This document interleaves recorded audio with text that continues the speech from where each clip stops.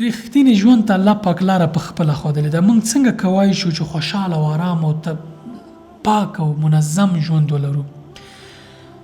من عمل صالحا من ذكر أو أنثى وهو مؤمن فلنحيينه حياة طيبة ولنجزينهم أجرهم بأحسن ما كانوا يعملون.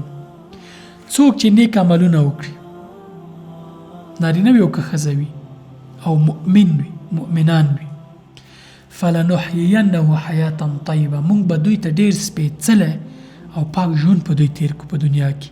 یعنې د دوی ژوند به ډېر سپېڅلی کړو. من عمل صالحا من ذکر او انثى وهو مؤمن فلنحيينه حیاة طیبه. دا قانون دی د الله پاک.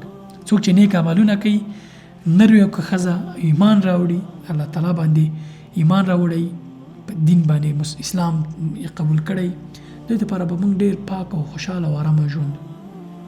دا خو الهي قانون دی. نو اوس چې موږ پرې عمل نه کوو، دا خو زموږ ګناه ده. په دې آیت کې زموږ هغه پوښتنه ډېره ښه ځواب شوې ده چې څنګه کولی شو له دغه ناکردو چې اوس په ژوند کې لرو ځان وساتو، خوشحاله او ارامه ژوند ولرو.